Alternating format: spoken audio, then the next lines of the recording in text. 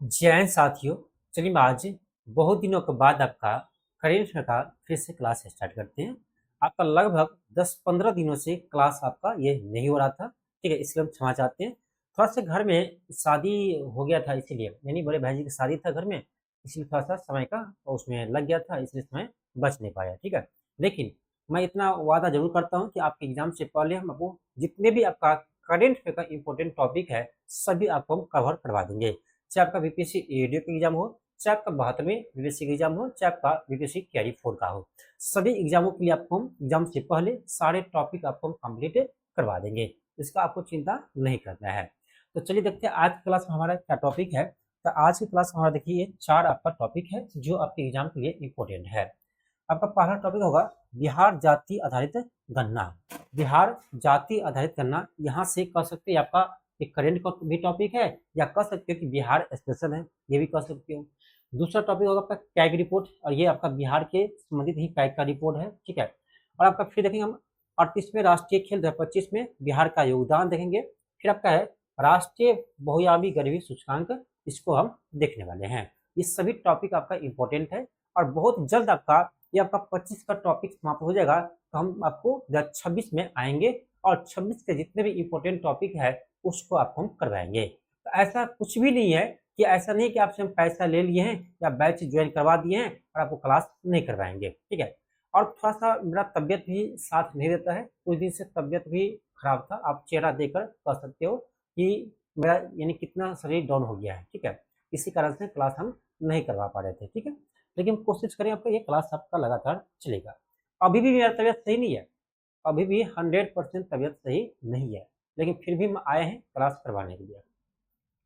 आज का मेरा पहला टॉपिक है, आपका पहला टॉपिक है कि बिहार जाति आधारित गणना 2022, ठीक है। अब देखिए ये 22 इसलिए कहा कि अधिसूचना आपका जारी हुआ था 2022 में, इसीलिए आपको इसे यहाँ पर दिया गया 2022, ठीक है। यहाँ से कुछ इंपॉर्टेंट पॉइंट को देखेंगे, फिर हम इससे संबंधित क्वेश्चन को हम हल करेंगे। और ये आपका बिहार के किसी भी एग्जाम के लिए बहुत ही महत्वपूर्ण टॉपिक है। जिस तरह सबका बिहार का जनगणना जो आपका 2011 का है इंपॉर्टेंट है, उसी तरह सबका ये भी गणना इंपॉर्टेंट है, ठीक है। और ये हम जब क्लास करेंगे ना, तो यहाँ हम सिर्फ और सिर्फ आपके एग्जाम के पॉइंट ऑफ व्यू से जो पॉइंट इंपॉर्टेंट है उसी पर हम चर्चा करेंगे, ठीक है। ना कोई पॉलिटिक्स करना है मुझे, ना ही इसमें कुछ में जाना है, ठीक है। सिर्फ और सिर्फ आपको एग्जाम के पॉइंट ऑफ व्यू से इसको देखना है, ठीक है। अब देखिए इसमें देखिए, तो बिहार में जाति आधारित गणना की शुरुआत जो है वो आपका 7 जनवरी 2023 को, ये डेट आप ध्यान रखना कब शुरुआत होता है, 7 जनवरी 2023 को जो है मुख्यमंत्री नीतीश कुमार के द्वारा, मुख्यमंत्री नीतीश कुमार के द्वारा वैशाली जिले के, ये भी ध्यान रखना कहाँ से शुरू हुआ था, वैशाली जिले के, वैशाली जिले के हड़सर गांव से शुरू किया गया था, ठीक है। हड़सर गांव से शुरू किया गया था 7 जनवरी 2023 को, ठीक है। 7 जनवरी 2023 को शुरू किया गया था, बस इतना ध्यान रखना है, वैशाली से शुरू किया था। और हम बात करते हैं तो पहला चरण, इसका पहला चरण जो हुआ था ये आपका 7 जनवरी 2023 से जो है 21 जनवरी 2023 तक चला था। 7 जनवरी से लेकर 21 जनवरी तक ये आपका पहला चरण चला था। और पहला चरण में जो है वो मकान संख्या यानी मकान संख्या आवंटन किया गया था और घर के मुखिया का नाम जो है वो दर्ज किया गया था। दूसरा चरण का बात करें तो दूसरा चरण जो आपका 15 अप्रैल से 15 मई 2023 के बीच चला था। 15 अप्रैल से 15 मई 2023 के बीच जो है आपका दूसरा चरण चला था, ठीक है। और बात करें तो इसमें आपका 17 प्रश्न पूछे गए थे, ये मतलब नहीं है आपके एग्जाम में यहाँ से क्वेश्चन नहीं आ सकता है, ठीक है। जो पॉइंट जो इंपॉर्टेंट पॉइंट है उसको आप ध्यान रख सकते हो। कहाँ से शुरू किया था, वैशाली के हड़सर गांव से। कब किया था, 7 जनवरी 2023 को। पहला चरण दूसरा चरण आप ध्यान रखिए। इंपॉर्टेंट ये है इस डाटा को कब जारी किया था और कौन जारी किया था। देखो बात करें हम कि इसका मुख्य जो पॉइंट है कि जातियों की सूची और वर्गीकरण, कुल जाति बिहार सरकार की सूची में 214 जातियों सम्मिलित है, यानी जिसमें आपका जाति का जो गणना किया है उसमें आपका टोटल जो है बिहार में आपका 214 जाति को शामिल किया है। कितना, 214 जाति को शामिल किया है। बात करें हम कि सर्वे की जिम्मेदारी और तकनीकी पहलू, यानी ये जो आपका जातिगत गणना, ये जो काम है वो किसको दिया था, ठीक है, यहाँ से प्रश्न आ सकते हैं।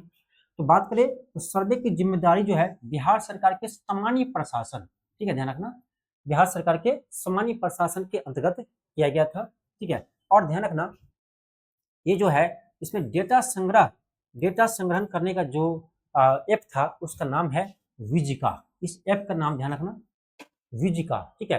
तो विजिका ऐप के थ्रू जो है इस जातिगत गणना किया गया था, ठीक है, यानी डाटा जो आपका है इसी ऐप के थ्रू यानी इकट्ठा किया गया था, विजिका, इसको आप ध्यान रखिएगा। फिर बात करें हम अधिसूचना और प्रारंभिक निर्णय। अधिसूचना जारी बिहार सरकार द्वारा 6 जून 2022 को किया था।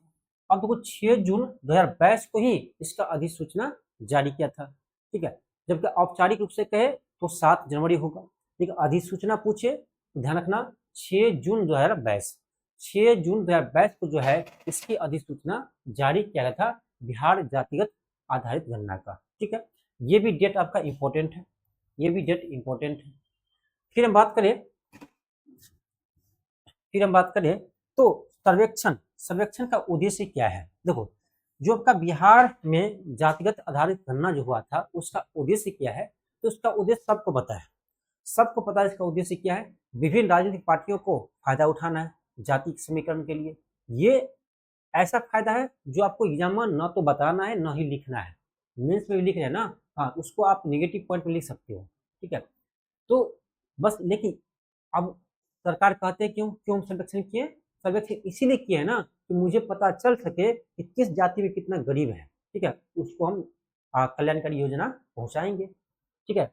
तो सर्वेक्षण का उद्देश्य क्या है, सभी जातियों को सामाजिक आर्थिक स्थिति का डेटा एकत्र करना और कल्याणकारी योजनाओं को बेहतर बनाना, ये उद्देश्य है। ये उद्देश्य आपको एग्जाम में लिखना है क्योंकि मेंस आए तो। फिर बात करें हम तो बिहार सरकार द्वारा, ये डेट इंपॉर्टेंट है, इसको आप याद रखिएगा, 2 अक्टूबर 2023 को, ठीक है, 2 अक्टूबर 2023 को जो है बिहार सरकार के द्वारा इस डाटा को जारी किया जाता है, वो भी किसके बर्थडे में किया जाता है, महात्मा गांधी के जन्मदिन पर, महात्मा गांधी के जन्मदिन पर 2 अक्टूबर 2023 को जो है ये आपका डाटा जारी किया जाता है। ये भी डेट इंपॉर्टेंट है, उसको आप याद रखिएगा। फिर हम आगे बढ़ते हैं। अब आपका देखो ये सबसे इंपॉर्टेंट है, यहाँ से क्वेश्चन आपके एग्जाम में आ चुका है, आपको मैच द कॉलम यहाँ से क्वेश्चन दे सकता है और दिया भी है, ठीक है, या स्टेटमेंट बेस्ड क्वेश्चन यहाँ से पूछ सकता है, जो क्वेश्चन आया भी है। आप बीपीएससी के एग्जाम जाकर देखो, क्वेश्चन बैंक यहाँ से क्वेश्चन आपके एग्जाम में आया हुआ है। एक बार ऐसा क्वेश्चन पूछा था ना कि देखो ईबीसी और ओबीसी को मर्ज कर दिया था, ठीक है, एससी एसटी को मर्ज कर दिया था, ठीक है, और इस तरह से आपको एग्जाम में डाटा दिया हुआ था, ठीक है। इसीलिए आपको ये सभी डाटा याद रखना जरूरी है, क्योंकि जब ये दोनों को मर्ज करके आएगा तो आपको याद रहेगा डाटा, तभी तो जोड़ पाएंगे आप। इसको भी मर्ज करके दिया हुआ था, याद रहेगा तभी तो आप उसको जोड़ पाएंगे। इसीलिए आपका यहाँ पर जो है ना ये इंपॉर्टेंट है, ये डाटा आपका इंपॉर्टेंट है, इसको आपको याद रखना जरूरी है।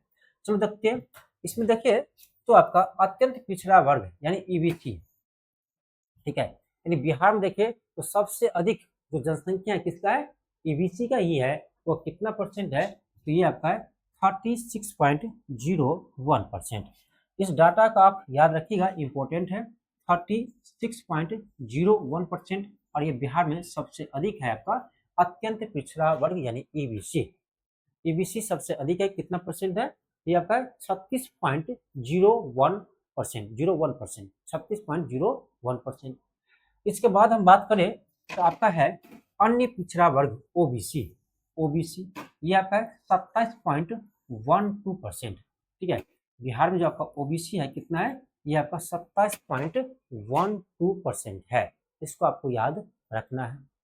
फिर हम आगे देखते हैं, आपका है अनुसूचित जाति यानी एससी, ये आपका 19.65%, 19.65%।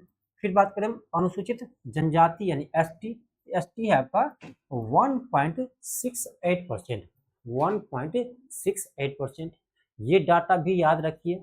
फिर हम बात करें सामान्य यानी जनरल, ठीक है, तो जनरल कितना है, सामान्य कितना है, ये आपका 15.5% यानी 15.5%, ठीक है, 15.5%, ठीक है। और बात करें हम बिहार की कुल जनसंख्या कितना है, ये भी आप डाटा ध्यान रखना, ये आपका 13.07 करोड़। अब देखो ये डाटा, अब जनगणना 11 के अनुसार आप कुछ अलग पढ़े होंगे। यहाँ पढ़ते हैं 13.07 करोड़ है, और ये तभी आपको बताना है जब आपसे पूछे बिहार जाति आधारित गणना 2022 के अनुसार, तब आप ये डाटा बताएंगे, ठीक है, तब आप ये डाटा बताएंगे। नहीं तो जनगणना 2011 के अनुसार याद होगा ही, जनगणना 2011 के अनुसार आपको याद होगा ही, कितना है 10 करोड़ 40,99,452 है। ये जो डाटा है ना, ये आपका जब पूछे जनगणना 2011 के अनुसार, ठीक है, बिहार में आपसे पूछे जनगणना 2011 के अनुसार बिहार की जनसंख्या कितनी है, तो 10,40,99,452 है, ये आपको याद रखना है। लेकिन जब आपसे पूछे बिहार जाति आधारित गणना 2022 के अनुसार बताओ बिहार की कुल जनसंख्या कितना है, तब आपको बताना है 13.07 करोड़, 13.07 करोड़, ठीक है। चलिए आगे बढ़ते हैं।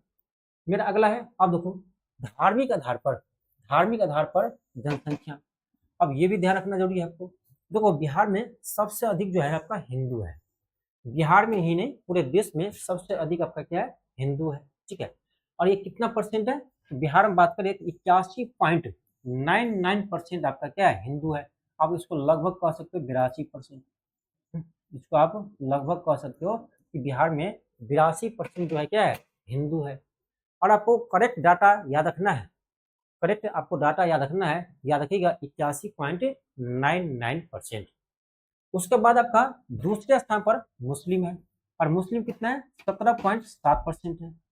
बिहार में आपका दूसरे स्थान पर क्या है, तो मुस्लिम है, और ये कितना है, ये आपका 17.7% है, 17.7% है।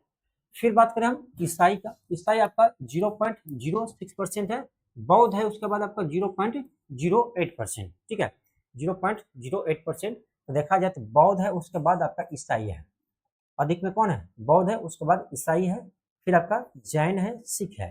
तो जैन और सिख का आपका 0.01% के आसपास है, ठीक है।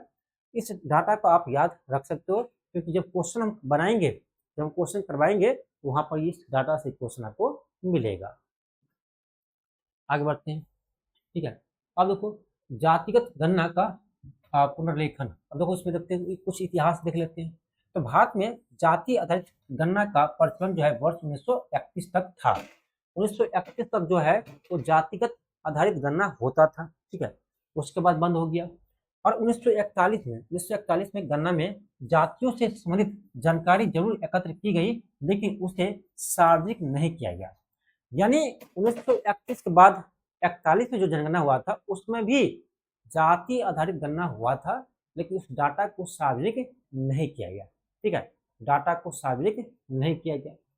उसके बाद देखो कि 1951 से 2011 के बीच, 1951 से 2011 के बीच होने वाली जनगणनाओं में केवल अनुसूचित जाति यानी SC और ST जातियों का आंकड़ा ही प्रकाशित होते रहे, जबकि अन्य जातियों का या OBC का विवरण शामिल नहीं किया गया था। यानी 1951 से 2011 के बीच में जो है आपका सिर्फ SC ST का ही डाटा एकत्र किया गया। हम बात करें आपका 2011 का, तो 2011 में सामाजिक आर्थिक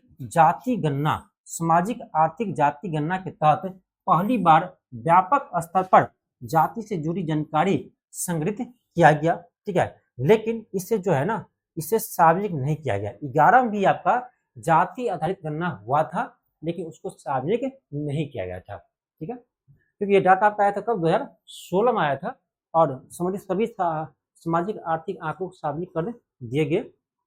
लेकिन यहाँ थोड़ा सा नीचे कर दिया टाइपिंग में, ठीक है, इसलिए यहाँ पर लिखा हुआ है, नीचे लिखा है कि लेकिन जाति से जुड़े आंकड़े जारी नहीं किए गए, ठीक है, जाति से जुड़े आंकड़े जारी नहीं किया गया।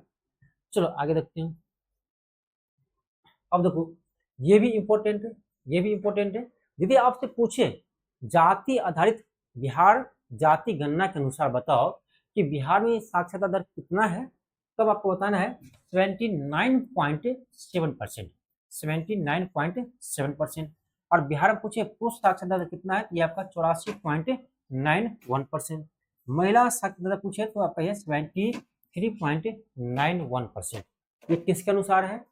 हम बार बार बोल रहे हैं किसके अनुसार है। अब कोई मुझे मत बता देना इस पर आप तो गलत पढ़ा रहे हैं, आप तो गलत पढ़ा रहे हैं, क्योंकि आपको याद होगा कि बिहार की साक्षरता दर कितना है, आपको याद होगा क्योंकि सब आप पढ़ते हैं। कितना है भाई? ये आपका 61.08% है, ठीक है, 61.8% है। ये आपको याद होगा, ठीक है, ये आपको याद होगा, ठीक है। और बिहार में पुरुष का कितना है? तो 71.2% है। और महिला कितना है? 51.5% है। ये तो सबको याद रहता है। सॉरी, ये 61.8% है, जीरो नहीं होगा, 61.8% है, ठीक है। ये तो सबको याद होगा, लेकिन आपको याद रखना है ये जो है ये आपका जनगणना से पूछे, जनगणना बिहार जनगणना 2011 के अनुसार तब बताइएगा, 11 के अनुसार पूछे तब बताइएगा, ठीक है। और आपसे पूछे कि बिहार जाति आधारित गणना बैच के अनुसार तब आप बताइएगा ये डाटा, ठीक है। इसीलिए जब आप पढ़ते हैं ना तो दोनों डाटा में आप अंतर स्पष्ट रखिए कि अंतर क्या है, ठीक है। चलिए आगे देखते हैं। अब आपका है इसमें कि कितना परसेंट कौन सी जाति है, ठीक है, कितना परसेंट कौन सा जाति है। अब देखो इसमें देखा जाता है बिहार में सबसे अधिक आपका यादव की संख्या है, कितना है? 14.27% है, 14.27% है। अब क्या होता है ना, जब से ये डाटा आया है ना, जब से ये डाटा आया है तो जितने भी अनपढ़ गवार लोग हैं, खास करके जिसको पढ़ाई लिखाई से कोई माने मतलब नहीं है, वो ये इसको ना इसमें इसी को हम नहीं बोल रहे हैं, औरों को बोल रहे हैं हम, ठीक है, सबको हम बोल रहे हैं। ये अपना ना डाटा दिखाते हैं, डाटा दिखा करके कहते हैं कि हम सबसे सब पर भारी है। भाई सिर्फ रील्स बनाने से नहीं होता है, आप सबसे भारी, सब पर भारी हो। आप अभी यूपीएससी की रिजल्ट आया उसमें आपका परसेंटेज ज्यादा होना चाहिए, अभी बीपीएससी की रिजल्ट आया उसमें आपका परसेंटेज ज्यादा होना चाहिए, तब आप कहेंगे कि आप भारी हो, ठीक है। सिर्फ रोड पर घूमने से नहीं होता है, आपका जनसंख्या ज्यादा होने से नहीं होता है, जनसंख्या ज्यादा होने से नहीं होता है कि जनसंख्या पकड़ कितना है आपका, ठीक है, ये डिपेंड करता है, ठीक है। तो संख्या में ज्यादा हो गए उससे कोई फर्क नहीं पड़ता है, इसीलिए कहेंगे कि आप रिजल्ट ला कर दिखाओ ना, आप रिजल्ट ला कर दिखाओ कि तब दिखाओ कि देखो मेरे में ना इतना लोग रिजल्ट दिया है, तब माना जाएगा, ठीक है। इसीलिए ये परसेंटेज पर मत कूदो कि मेरा इतना परसेंट है। आप पढ़ाई लिखाई कीजिए, आप सिलेक्शन लीजिए, तब आपको गिना जाएगा कि आपका किसका परसेंटेज ज्यादा है, ठीक है। तो सबसे अधिक कौन है? ये आपका यादव है 14.27%। फिर आपका दुसाध धारी धारी ये आपका 5.31% है। फिर चमार मोची, ठीक है, ये आपका कितना है? 5.26% है। फिर आपका कोरी कोरी कितना है आपका? 4.21% है। ब्राह्मण आपका 3.66% है। राजपूत आपका 3.45% है। मुसहर आपका 3.09% है। कुर्मी आपका 2.88% है। अब देखो कुर्मी की संख्या कितना है? बहुत ही कम है, कितना है? बहुत ही कम है। लेकिन बताओ अभी 20 साल तक राज किया नीतीश कुमार अकेले, वो भी तो कुर्मी है। तो भाई परसेंटेज भले किसी का ज्यादा हो लेकिन राज तो वही किया है, शासन तो वही किया है। यही चीज कहते हैं कि जनसंख्या पर फर्क नहीं पड़ता कि इसका जनसंख्या कितना है, ठीक है। फर्क पड़ता है कि आप के जनसंख्या आप में कितना लोग सक्सेस हुए हैं, ठीक है, कितना लोग इस पर राज कर रहे हैं, शासन कर रहे हैं, ये डिपेंड करता है, ठीक है। इसलिए एक सभ्य नागरिक बनो, पढ़े लिखे नागरिक की तरह चलो, पढ़े लिखे नागरिक की तरह अपना स्टेटस डाला करो, ठीक है।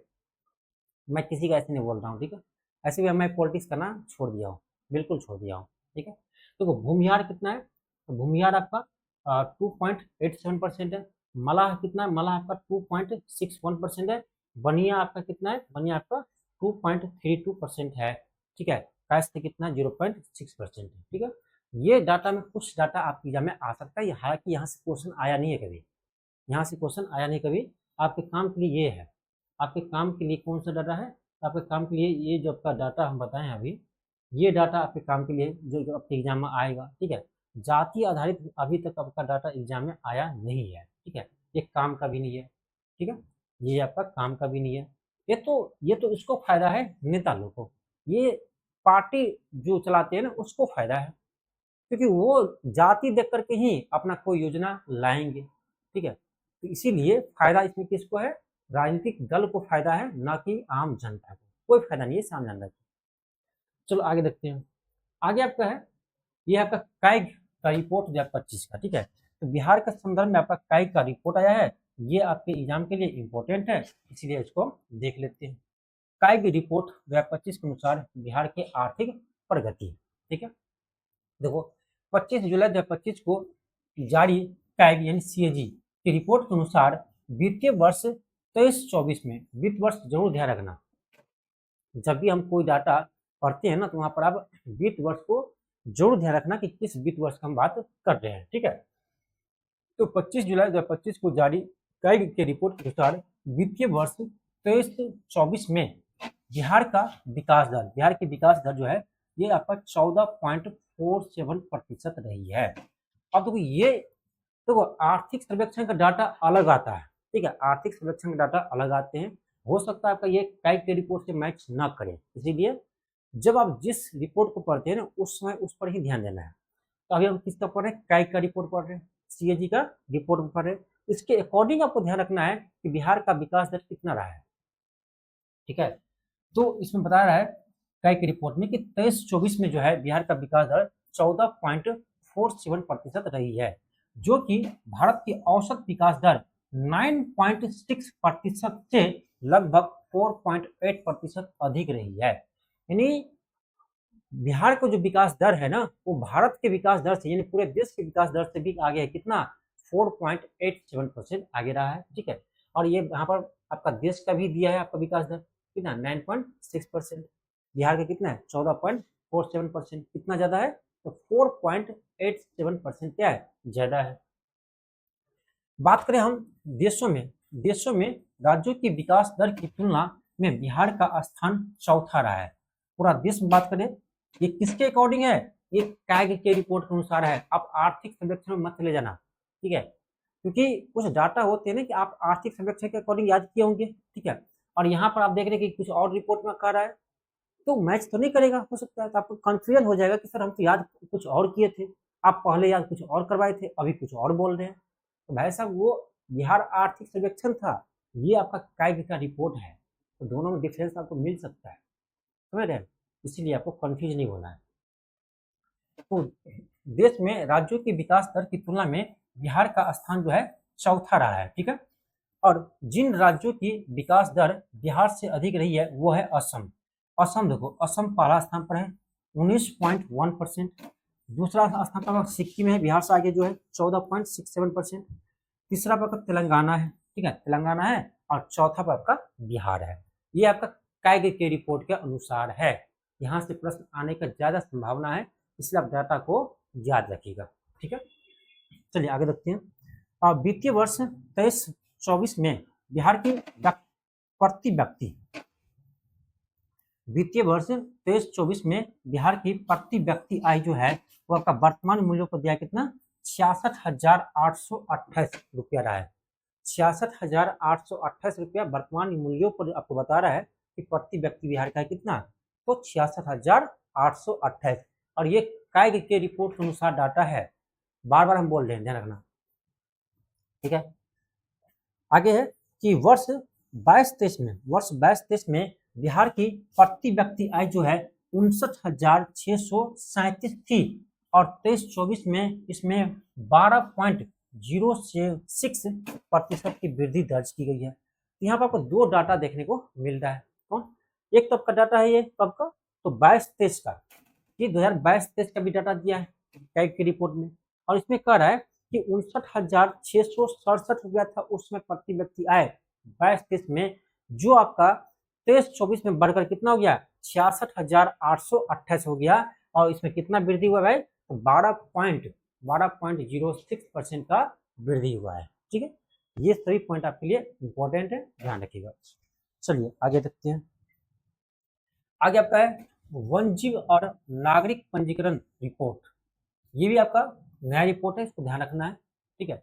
बिहार का पहला काला हिरण अभ्यारण्य, बिहार का पहला काला हिरण अभ्यारण्य मई 2025 में बिहार सरकार ने राज्य का पहला काला हिरण अभ्यारण्य बक्सर जिले में, बस ध्यान रखो जिला अपना, ठीक है, आपको ध्यान रखना है किस जिला में है, तो बक्सर जिले के नवानगर प्रखंड स्थित बड़ा लेव मौजा में जो है स्थापित करने का निर्णय लिया है।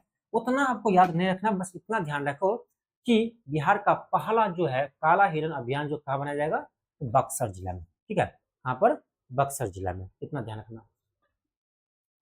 अगला आपका है नागरिक पंजीकरण प्रणाली रिपोर्ट 2022, ये भी रिपोर्ट इंपॉर्टेंट है। ठीक है, ये भी रिपोर्ट इंपॉर्टेंट है, नागरिक पंजीकरण प्रणाली रिपोर्ट 2022। नागरिक पंजीकरण प्रणाली रिपोर्ट 2022 के अनुसार बिहार में जन्म के समय सबसे कम लिंगानुपात। देखो ये जो आपका रिपोर्ट है ना, ये जो रिपोर्ट है ना, ऐसे ऐसे कुछ रिपोर्ट होते हैं जहाँ से बीपीएससी ऐसे क्वेश्चन पूछ लिए जाते हैं ना, जो पता भी नहीं चलता है स्टूडेंट को, ये डाटा आया कहाँ से। ठीक है, ये डाटा आया कहाँ से, ये पता भी नहीं चलता है। इसीलिए कुछ ऐसे रिपोर्ट भी आपको हम क्लास में करवा रहे हैं जो दिखने को लग रहा है पुराना, कि 2022 का ही रिपोर्ट है, 2022 का ही रिपोर्ट है, इसमें नहीं कि 2022 में रिपोर्ट आया है। ठीक है, जब बैच की रिपोर्ट भली है, और आप देखे होंगे ना बीपीएससी का भी एग्जाम का पैटर्न जो देखे होंगे ना, कि आपका 23-24 से भी क्वेश्चन पूछे जा रहे हैं। इसीलिए जो इम्पोर्टेंट आपका पॉइंट है, ये आपको चाहे 23 को, चाहे आपको 22 को, चाहे 24 को आपको हम करवाएंगे। ठीक है, क्योंकि क्वेश्चन यहाँ से आ गया, फिर आप हमको कहेंगे कि सर ये नहीं करवाए थे। ठीक है, तो आपका अगला है कि नागरिक पंजीकरण प्रणाली रिपोर्ट 2022। नागरिक पंजीकरण प्रणाली रिपोर्ट 2022 के अनुसार बिहार में जन्म के समय सबसे कम लिंगानुपात यानी 891 ही है, सबसे कम लिंगानुपात दर्ज किया गया है, जो 2020 में 964 था। यानी कहने का मतलब ये हुआ, इस रिपोर्ट में ये कह रहा है कि देखो भाई साहब, जो आपका 2022 में जो है वो आपका बिहार का पूरे देश में सबसे कम जन्म के समय सबसे कम लिंगानुपात दर्ज किया गया है। कितना? 891, जो कि 2020 में ये कितना था? 964 था। देख लो कितना कमी आया है। ठीक है, बिहार के बाद महाराष्ट्र 906, तेलंगाना 907 क्रमशः दूसरे और तीसरे स्थान पर रहे हैं, जहां लिंगानुपात अपेक्षाकृत कम रहा है। यानी देखो बिहार का तो कम है ही, जन्म के समय ध्यान रखो, जन्म के समय आपका बिहार में सबसे कम लिंगानुपात दर्ज किया गया था इस रिपोर्ट के अनुसार। ठीक है, फिर आपका है वही नागालैंड जो है 1068, अरुणाचल प्रदेश 1036, लद्दाख 1027, मेघालय 972 जैसे राज्यों में सबसे अधिक लिंगानुपात दर्ज किया गया। ठीक है, यानी इस राज्य में है सबसे अधिक लिंगानुपात दर्ज किया गया है। तो यदि आपसे पूछे नागरिक पंजीकरण प्रणाली रिपोर्ट 2022 के अनुसार जन्म के समय सबसे अधिक लिंगानुपात किस राज्य में पाया गया है, तब होगा आपका नागालैंड। ठीक है, और इसी क्वेश्चन के अनुसार पूछिए आपका कि नागरिक पंजीकरण प्रणाली रिपोर्ट 2022 के अनुसार, ठीक है, जन्म के समय पूरे देश में सबसे कम लिंगानुपात कहाँ दर्ज किया गया है, तब क्या होगा? बिहार होगा। यहाँ से भी क्वेश्चन आपको मिलेगा आगे। ठीक है, जब हम क्वेश्चन करवाएंगे।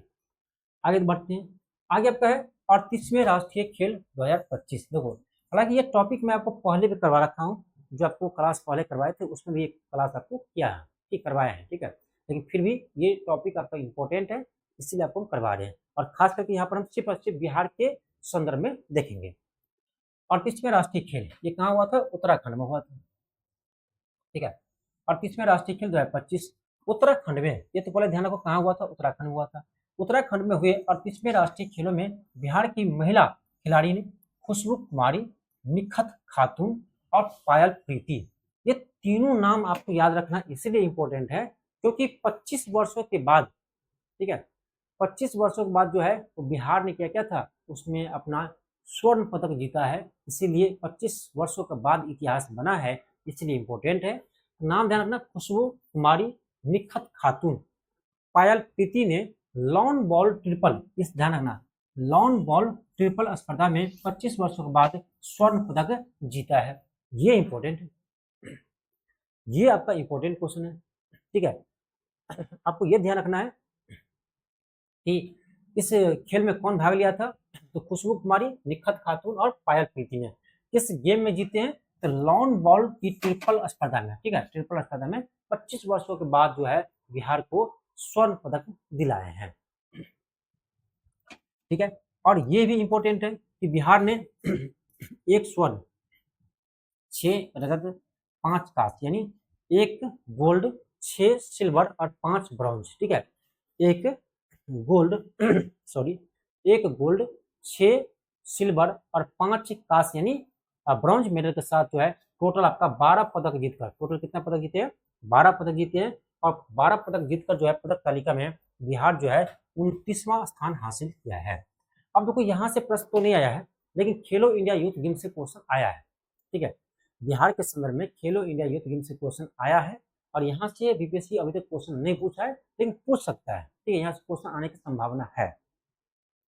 तो ध्यान रखना है, बिहार जो है आपका टोटल कितना पदक जीते हैं? इसमें 12 पदक जीते हैं, जिसमें आपका 1 जो है गोल्ड है, 6 आपका सिल्वर है और आपका 5 ब्रॉन्ज है। और रैंक कौन सा हासिल किया था? रैंक इसमें था बिहार का 29वां रैंक था। और पहली बार इसमें 25 वर्षों के बाद जो है स्वर्ण पदक किसी खेल में जीते हैं बिहार के खिलाड़ियों ने। वो कौन है? खुशबू कुमारी, निखत खातून और पायल प्रीति। किस में जीते हैं? तो लॉन्ग बॉल के ट्रिपल स्पर्धा में जीते हैं 25 वर्षों के बाद। ठीक है, आगे देखते हैं। 38वें राष्ट्रीय खेल 2025 का आयोजन 28 जनवरी से 14 फरवरी 2025 के मध्य उत्तराखंड में किया गया था। बस इतना ध्यान रखना, उत्तराखंड में हुआ था। ठीक है, फिर आपका कितना 35 खेल प्रतियोगिताएं हुए हैं, इसको छोड़ो। हाँ हाँ, इसका शुभंकर ध्यान रखो, इसका शुभंकर क्या था? इसका शुभंकर था आपका मौली। ठीक है, मौली यानी आपका 38वें राष्ट्रीय खेल हुआ है, उसका शुभंकर क्या था? उसका शुभंकर था आपका मौली था, जिसे उत्तराखंड के राज्य पक्षी मोनाल से प्रेरणा लेकर बनाया गया था। किससे? तो उत्तराखंड के राज्य की पक्षी है, राज्य के पक्षी आपका मोनाल, उससे प्रेरणा लेकर इसे बनाया गया था आपका मौली। ठीक है, आगे देखते हैं। ये इंपॉर्टेंट उतना नहीं है। ठीक है, हाँ ये देखो कि 39वां यानी इसका अगला खेल 39वां राष्ट्रीय खेल 39वां राष्ट्रीय खेल वर्ष 2027 में मेघालय में आयोजन किए जाएंगे। ये इंपॉर्टेंट है, ये पॉइंट आपके लिए इंपॉर्टेंट है कि देखो 39वां जो आपका राष्ट्रीय खेल होगा वो कहाँ कब होगा? 27 में होगा। और कहाँ पर होगा? मेघालय में होगा। ठीक है, बस इतना ध्यान रखना है। अगला आपका राष्ट्रीय खेल कहाँ होगा? 39वां, तो मेघालय में होगा। ठीक है, इस चीज को ध्यान रखना है। अगला पॉइंट है, अगला पॉइंट आपका है, हाँ अब देखो ये जो है पॉइंट मोतीपुर पंचायत, यहाँ से क्वेश्चन आपके एग्जाम में आया हुआ था 71वें बीपीएससी में जो है ना, यहाँ से क्वेश्चन आपके पूछा गया था। और मैं अभी कह रहा हूँ कि ये टॉपिक हम क्लास में करवाए हुए थे, इसी तरह से पूरे सब्जेक्टिव फॉर्म में करवाए हुए थे, वो भी यूट्यूब पर फ्री में। ठीक है, उस क्लास से ये क्वेश्चन आया हुआ था, आप जाकर अभी भी देख सकते हो, बिहार का मैराथन क्लास। ठीक है, जाकर देखो, उसमें आपको मिल जाएगा। यहाँ से क्वेश्चन आया था कि जब का है मोतीपुर पंचायत। ठीक है, देखो 24 अप्रैल 2025 को आपको पता ही होगा कि 24 अप्रैल को राष्ट्रीय पंचायत दिवस मनाते हैं। ठीक है, तो 24 अप्रैल 2025 को राष्ट्रीय पंचायती राज दिवस के अवसर पर बिहार के मधुबनी में, और यही क्वेश्चन पूछा था कहाँ पर इसका आयोजन हुआ था? तो बिहार के मधुबनी में। ठीक है, ये एग्जाम में आया हुआ क्वेश्चन है। तो बिहार के मधुबनी में आयोजन समारोह में प्रधानमंत्री ने बिहार की मोतीपुर पंचायत को राष्ट्रीय पंचायत पुरस्कार 2025 से सम्मानित किया है, जिसमें पंचायत की मुखिया प्रेमा देवी। ये भी ध्यान रखना है कि जो आपका मोतीपुर पंचायत जो है, इसे पुरस्कार जो मिले हैं उसके वहां के मुखिया कौन थी? तो प्रेमा देवी। ठीक है, तो प्रेमा देवी को 50 लाख की पुरस्कार राशि प्रदान की गई है। ठीक है, चलो आगे देखते हैं। यही से क्वेश्चन आया हुआ था। आगे है, यह सम्मान पर्यावरण संरक्षण, हरित विकास और जलवायु अनुकूल कार्यों में उत्कृष्ट योगदान के लिए देश भर में केवल 3 पंचायत को दिया गया, जिसमें से बिहार से मोतीपुर एकमात्र चयनित पंचायत था। ठीक है, फिर आपका अगला टॉपिक है क्या है? ये आपका विराट रामायण मंदिर है। विराट रामायण मंदिर इसीलिए इंपॉर्टेंट है कि हाल ही में वहां पर विश्व का सबसे बड़ा शिवलिंग स्थापित किया जा रहा है। ठीक है, स्थापित किया गया है, इसीलिए आपका ये चर्चा में आया था विराट रामायण मंदिर। ठीक है, तो विराट रामायण मंदिर जो है ये आपका बिहार के पूर्वी चंपारण जिला में स्थापित बनाया जा रहा है। ठीक है, पूर्वी चंपारण जिला में बनाया जा रहा है। ठीक है, ये आकार से माने मतलब नहीं है, उतना नहीं आएगा एग्जाम में। ठीक है, और इसमें जो है इसमें कुल 12 शिखर होंगे, जिसमें से मुख्य शिखर की ऊंचाई 270 फीट होंगे। ये हो सकता है पूछ दे। मंदिर में भगवान शिव का विशाल शिवलिंग भी स्थापित किया जाएगा। देखो नाम क्या है? विराट रामायण मंदिर नाम है, लेकिन उसमें विश्व का सबसे बड़ा शिवलिंग स्थापित किया गया है। ठीक है, विश्व का सबसे बड़ा शिवलिंग स्थापित किया गया है। आप देखे होंगे, बहुत ही वायरल हुआ था ये वीडियो। ठीक है, इसीलिए आपका ये इंपॉर्टेंट है।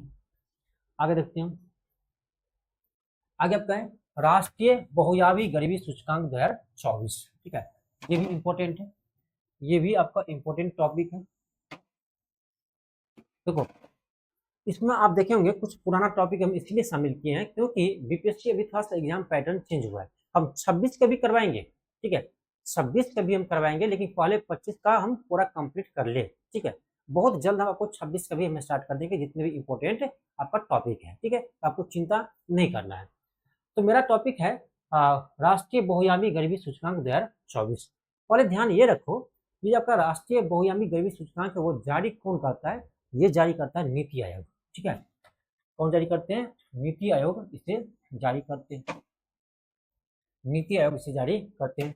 तो इकोनॉमिक्स में एक क्वेश्चन बन सकता है। ठीक है, यहाँ से आपका इकोनॉमिक्स में एक क्वेश्चन बन सकता है कि राष्ट्रीय बहुआयामी गरीबी सूचकांक कौन जारी करता है? तो नीति आयोग जारी करता है। ठीक है, नवीनतम चर्चा पत्र के अनुसार भारत में बहुआयामी गरीबी तो 13-14 में आपका 29.17% से घटकर जो है आपका 22-23 में जो है ये आपका 11.28% रह गई। ठीक है, ये डाटा आपको याद रखना है, ये डाटा आपको याद रखना है, यहाँ से प्रश्न आपके एग्जाम में आ चुका है। ठीक है, तो भारत में जो है बहुआयामी गरीबी सूचकांक गरीबी जो है आपका 13-14 में कितना था? तो 29.17% था, जो आपका 22-23 में घटकर कितना हो गया? 11.28% रह गया। ठीक है, और बात करें तो लगभग 24.82 करोड़ 24.82 करोड़ लोग जो है गरीबी से बाहर निकलने में सफल हुए। ठीक है, डाटा की बात करें तो आपको डाटा याद रखना है 24.82 करोड़ जो है वो गरीबी रेखा से बाहर निकले हैं।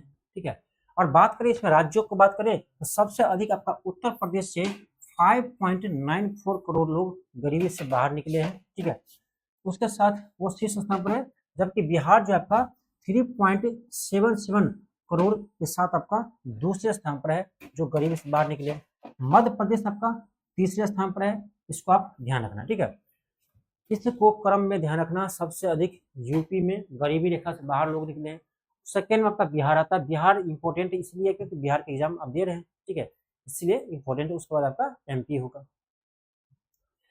इस अवधि में राष्ट्रीय एमपीआई के सभी, ये इतना इंपॉर्टेंट नहीं हटाओ। ठीक है, आगे बढ़ते हैं।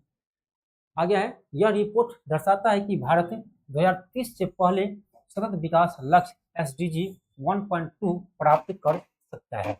ये तो मेंस के लिए इंपॉर्टेंट है। अगला है राष्ट्रीय बहुआयामी गरीबी सूचकांक के अंतर्गत जो स्वास्थ्य, शिक्षा और जीवन स्तर, इन तीनों आयामों को सम्मिलित रूप से महत्व देते हुए गरीबी को मापते हैं वहाँ। हाँ, यहाँ पर इस आयाम को आप याद रख सकते हो कि जब बहुआयामी गरीबी सूचकांक है वो किस आधार पर कैलकुलेट होता है। इसका आधार है स्वास्थ्य, शिक्षा, जीवन स्तर। ठीक है, स्वास्थ्य, शिक्षा और जीवन स्तर, ये तीन चीज आपका देखा जाता है। ठीक है, अब आपका इससे संबंधित आपका एमसीक्यू प्रश्न है। जितने भी हम टॉपिक अभी देखे हैं उससे संबंधित हम एमसीक्यू प्रश्न को अब देखते हैं, और इन सभी क्वेश्चन का जवाब आप लोग को देना है। ठीक है, क्योंकि हम तो अब क्लास करवा दिए, अब क्या करें, क्वेश्चन देखना है, आंसर बताना है। जैसे आपको क्वेश्चन फर्स्ट है, क्वेश्चन फर्स्ट है कि बिहार में जाति आधारित गणना की औपचारिक शुरुआत कब किया गया? क्या पूछ रहा है? शुरुआत पूछ रहा है। घोषणा पूछता तब आपका क्या होगा? 2022 होगा। लेकिन अगर औपचारिक शुरुआत कब किया गया, हम देख चुके हैं कि 7 जनवरी 2023 को पहला चरण स्टार्ट होता आपका वैशाली से। ठीक है, तो आपका क्या होगा? ऑप्शन बी होगा। अगला क्वेश्चन है कि बिहार जाति आधारित गणना 2022 के अनुसार, आंकड़ों के अनुसार बिहार की कुल जनसंख्या कितनी है? आप देखो क्वेश्चन पूछने का तरीका क्या है। देखो इस तरह से यदि आपके एग्जाम क्वेश्चन आए, इस तरह से यदि आपके एग्जाम क्वेश्चन आए कि बिहार जाति आधारित गणना 2022 के अनुसार बताओ कि बिहार की कुल जनसंख्या कितनी है, तो ये आपका कितना है? 13.07 करोड़। कितना है? 13.07 करोड़ है। इस चीज का आपको ध्यान रखना है। आगे बढ़ते हैं, आपका अगला क्वेश्चन है। क्वेश्चन का आपका कि इस गणना के आंकड़े के अनुसार बिहार में किस वर्ग या समुदाय की जनसंख्या प्रतिशत सबसे अधिक है? तो आपको बता चुके ईबीसी का है। कितना है? ये आपका 30 36% है, ध्यान रखना। अगला क्वेश्चन आपका है कि बिहार सरकार द्वारा जाति आधारित सर्वेक्षण के आंकड़ों के सार्वजनिक कब किया गया। यानी ये आपसे पूछ रहा है कि बिहार जाति आधारित गणना जो है उसका सर्वेक्षण जो है वो उसका रिपोर्ट कब प्रकाशित किया था। आपको बता चुके हैं गांधी जयंती पर 2 अक्टूबर 2023 को। ठीक है, अगला है अगर धार्मिक आधार पर जनसंख्या के आंकड़ों के अनुसार बिहार में हिंदू आबादी कितना परसेंट है। वह सबसे अधिक है, कितना है, 81.99% है। कितना है, 81.99% है। हम आगे बात करें, आपका अगला है करा कि इस जाति सर्वेक्षण के लिए किस मोबाइल ऐप का यूज किया गया। तो बहुत अच्छा क्वेश्चन है, क्या होगा, विजिका, बता चुके हैं इस ऐप का यूज किया है, विजिका ऐप को। आपका अगला क्वेश्चन है, अब देखो ये आपका स्टेटमेंट बेस्ड क्वेश्चन है और ऐसा ही क्वेश्चन आपका बीपीएससी एग्जाम में आया हुआ है। ठीक है, बीपीएससी एग्जाम में आया हुआ है। क्वेश्चन है जाति आधारित सर्वेक्षण 2022 के जनसंख्या आंकड़ों के संबंध में दिए गए कथनों पर विचार कीजिए। और ये जो क्वेश्चन आया है ना, ये आपका बीपीएससी जो शिक्षक भर्ती एग्जाम होता है उसमें आया है। टीआरडी 3 में ये क्वेश्चन आया है, मैं देखा हूँ। ठीक है, टीआरडी 3 में ये क्वेश्चन आया हुआ है, आप जाकर देख लेना। इसमें कह रहा है कौन कथन में विचार कीजिए, सही कथन की पहचान करें। पहला है कि बिहार में अत्यंत पिछड़ा वर्ग यानी ईबीसी की जनसंख्या अन्य पिछड़ा वर्ग से क्या है, अधिक है, बिल्कुल सही है। ये हम लोग देख चुके हैं भाई, ये आपका 36 पॉइंट समथिंग है, ये आपका 27% है, उससे अधिक तो है ही। ठीक है, तो आपका यानी क्या है, पहला सही है। अनुसूचित जाति यानी एससी की जनसंख्या राज्य की कुल आबादी का कितना है, 19.65% है, ये भी आपका सही है। सेकेंड आपका ये भी कथन सही है। अगला है अनारक्षित यानी जनरल वर्ग की जनसंख्या जो है 10% से कम है, ये गलत है, हम लोग देख चुके हैं कितना है, तो 15.5% है, 15.5%, ये आपका गलत है, ये आपका गलत है। और कौन सा कथन सही है, भाई साहब केवल 1 और 2 सही है, तो ऑप्शन नंबर बी होगा, केवल 1 और 2 क्या है, सही है, केवल 1 और 2 क्या है, सही है। आपका अगला देखते हैं, अगला क्वेश्चन आपका है, क्वेश्चन करें कि बिहार में धार्मिक आधार पर जनसंख्या के वितरण के संबंध में निम्नलिखित कथनों में कौन सा कथन सत्य है। पहला है राज्य में हिंदू धर्म को मानने वाले की संख्या 80% से अधिक है। अब देखो ऑप्शन जो हम दिए हैं ना उसमें देखो ध्यान से पढ़ो, क्या अगर 80% से अधिक है, बिल्कुल सही है भाई। कितना है, ये आपका 81.99% है, जब 81.99% है तो 80 से अधिक तो हुआ ही, हम कह सकते हैं आपका कथन सही है, ये कथन आपका सही है। क्योंकि 81.99% है, लगभग 82% है, तो 80 से ज्यादा हुआ ही। मुस्लिम समुदाय की जनसंख्या जो है 17.7% है, उसके साथ दूसरा सबसे बड़ा धार्मिक समूह है, बिल्कुल सही है, 17.7% क्या है आपका मुस्लिम समुदाय। ईसाई, बौद्ध, सिख, जैन धर्म की व्यक्तिगत जनसंख्या जो है 1% से अधिक है, गलत है।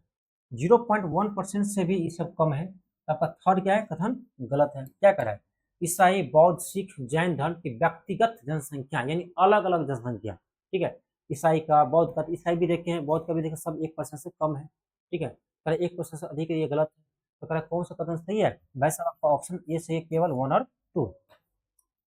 आपका अगला क्वेश्चन है, अगला क्वेश्चन आपका है 9 कि बिहार की सामाजिक धार्मिक संरचना के बारे में निम्नलिखित कथनों का मिलान करें और सही कोट चुने। ठीक है, देखते हैं। सामान्य वर्ग कितना 15.5% है, बिल्कुल सही है। मुस्लिम जनसंख्या 17.7% है, बिल्कुल सही है। ईबीसी 36.01% है, बिल्कुल सही है। तीनों का तीनों कथन सही है, तो क्या होगा हमें, आपका ऑप्शन नंबर सी होगा, 1, 2 एंड 3 तीनों सही है। 1, 2 एंड 3 तीनों क्या है, सही है। आपका अगला क्वेश्चन है, क्वेश्चन नंबर 10 है, करेक्ट। काई की रिपोर्ट 2025 के अनुसार वित्तीय वर्ष 23-24 में बिहार की विकास दर कितनी प्रतिशत दर्ज की गई है। आप बता चुके हैं 14.47%। अब देखो क्वेश्चन पूछने का तरीका देखो, इसी टाइप का क्वेश्चन रहे तभी आपको ये लगाना है। काय की रिपोर्ट के अनुसार बताना है, कितना है 14.47%। अगला है कि वित्तीय वर्ष 23-24 में बिहार की प्रति व्यक्ति आय कितनी है, यहाँ पर नहीं दिया है, काय के रिपोर्ट के अनुसार बोलिएगा। ठीक है, सीएजी के रिपोर्ट के अनुसार तब कितना होगा, अभी हम देखिए 66,828 रुपया था। अगला है कि बिहार सरकार ने राज्य का पहला काला हिरण अभ्यारण्य कहाँ स्थापित करने का निर्णय लिया है। ठीक है, राज्य का पहला काला हिरण अभ्यारण्य कहाँ पर स्थापित करने का निर्णय लिया है, ये क्या होगा, बक्सर जिला, देख चुके हैं। अगला है कि नागरिक पंजीकरण प्रणाली यानी CRS रिपोर्ट या बैच के अनुसार भारत में किस राज्य में जन्म के समय सबसे कम लिंगानुपात दर्ज किया गया है, ये है हमारा बिहार। अगला क्वेश्चन है, अगर आपका वर्ष या बैच की रिपोर्ट के अनुसार बिहार की लिंगानुपात 891 दर्ज किया गया, जबकि 2020 में यह कितना था, ये बता चुके हैं। 2020 में आपका 964 था, 2020 में जो है ये आपका 964 था। ठीक है, जो आपका जब बैच में घट कर कितना हो गया, 891 हो गया, और ये जन्म के समय लिंगानुपात है, ध्यान रखना। ठीक है, आपका नेक्स्ट क्वेश्चन है, क्वेश्चन 15 है कि CRS रिपोर्ट या बैच के अनुसार किस राज्य या केंद्र शासित प्रदेश में जन्म के समय सबसे अधिक लिंगानुपात दर्ज किया गया है, ये क्या आपका नागालैंड में, ऑप्शन नंबर डी होगा, देख चुके हैं। आपका अगला क्वेश्चन है, 38वें राष्ट्रीय खेलों के संबंध में निम्नलिखित कथनों पर विचार कीजिए।